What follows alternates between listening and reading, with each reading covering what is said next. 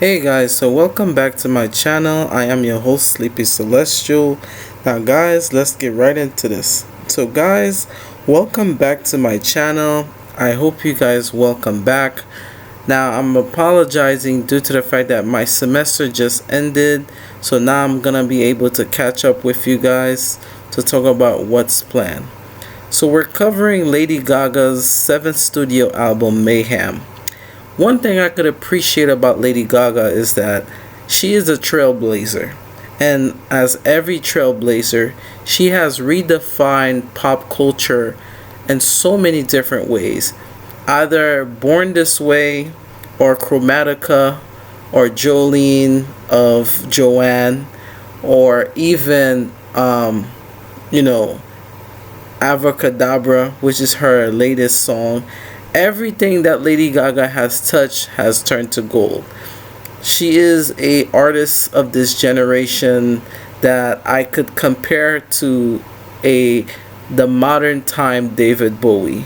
I could honestly say that from her Chromatica era, which was her 6th studio album, and what she was able to do within her 6th studio album was pretty incredible, especially during the time of the pandemic and what she had in store for us. Moving forward to what she has done even further with the release of Rain on Me featuring Ariana Grande, as well as Stupid Love from the Chromatica series, or even I would say it's like a universe.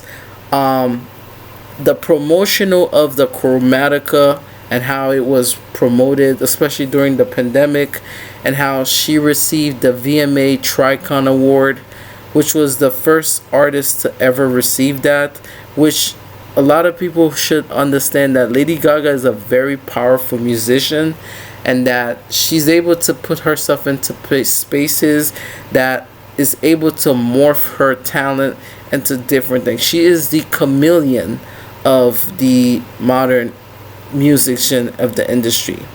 With the highly anticipated release of March 7, 2025, Lady Gaga is set to set a record that hasn't been touched since Born This Way or Bad Romance. She released her single called Disease, and it took this shit by storm. Last year, you could not escape what Lady Gaga had in store with the release of the Disease track list of her single, as well as the promotional of Abracadabra. We knew that Lady Gaga was planning to go back into her roots, which was dark pop, and what made a lot of people fall in love with her.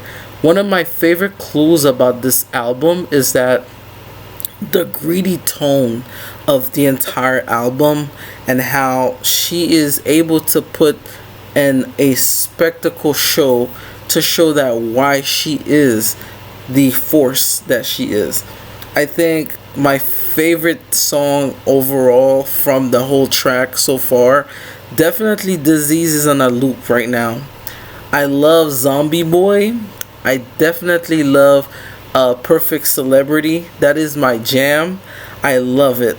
And I heard that she said Blade of Grass is one of her favorite tracks, which reference her boyfriend or her husband. I will also talk about the different tracks of the set list that she has. So as you know, these are the names of the different tracks from the album. She released Disease, then she did a promotional thing for Abracadabra, Garden of Eden, Perfect Celebrity, Vanish Into You, Killa, Zombie Boy, Love Drug, How Bad Do You Want Me, Don't Call Me Tonight. Shadow of a Man was definitely inspired by Michael Jackson, she mentioned. And then you have The Beast, The Blade of Grass, and Died With the Smile by Bruno Mars. Bruno Mars and Lady Gaga was a collection of duo that I thought I never needed, but it came out so well. I think it hits the chart so well. It was beautiful. After playing the courageous Harley Quinn from the Joker 2, Lady Gaga was set to release something that was unprecedented since her very few first albums, which is going back to the weird forms and the creative costumes that she has. This is why I say I'm an OG Little Monster. Like, I remember when Lady Gaga was going around the Grammys just giving us hits after hits.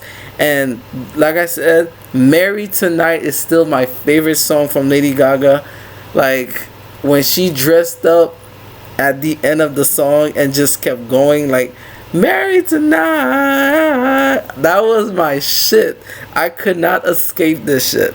Like I said, I am so happy that I'm covering an artist that is so in tune with herself, and she know who she is, and she know what power that she brings. She is definitely a force to be reckoned with. And I love the imagery of Mayhem and how it's like a split personality between her and the musician. And I remember when she was creating Chromatica, she said that it came out of the pain from her experiences. 911, which is one of the tracks on Chromatica, she said that this was her having a traumatic seizure, and she wrote that track. And going now to further on her 7th studio album, we see it's like a renaissance for her, similar to Beyonce, her great friend.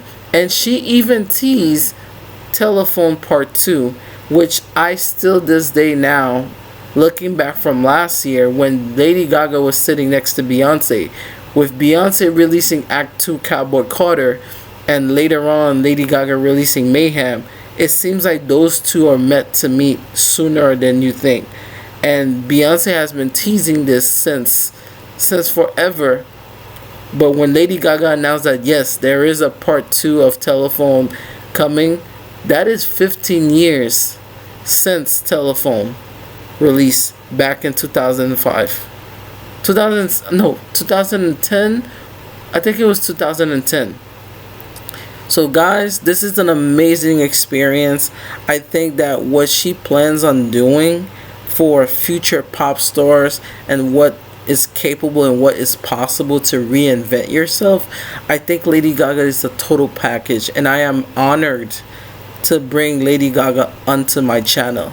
I will find ways to cover some of her greatest hits on my channel. If you guys are very interested, please subscribe to the channel.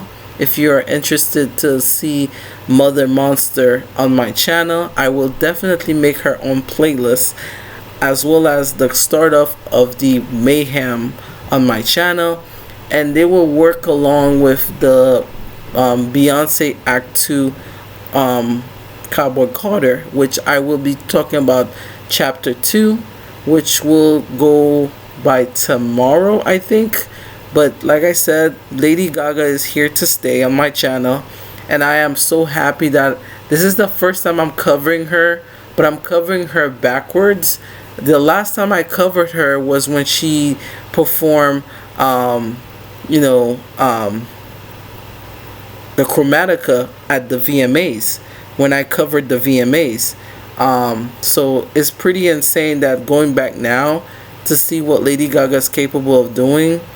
And the cool thing that I saw at the Coachella, which we are going to be covering live things from the Coachella, when she went off and transitioned from Abracadabra to Judah, then to Bad Romance, that is the sickest transition I have seen since Beyonce transition. So I am so happy, like I said, and so honored to cover an artist like no other. I think that she is a force that's gonna live throughout generations, and that I think her artistry cannot be replicated. Like, she has worked so hard in this industry, 17 plus years in the industry so far, and she's still reinventing herself. And that's what I like about artists of her caliber, because you have artists that could reinvent themselves, but not in a good way. But when you have an artist that every hit, even if on their worst day, they still give you a banger, even if it's not commercially success, it goes to show their artistry to the masses. That is amazing. And one of my favorite art pop, and this is a reference to all her past albums. Mayhem is a combination of the disaster of all her past albums into one big beautiful dark pop pocket. I love it. I love the costume. I love the weirdness. I love that she's bringing back the craziness again. I always respected Lady Gaga for who and what she brings to the table. And like I said, guys, this is just a quick introduction of me introducing Chromatica experience as well as Mayhem, her 7th studio album. Make sure you guys like and subscribe to the channel, and I'll see you guys kicking off the Coachella tomorrow. Bye bye.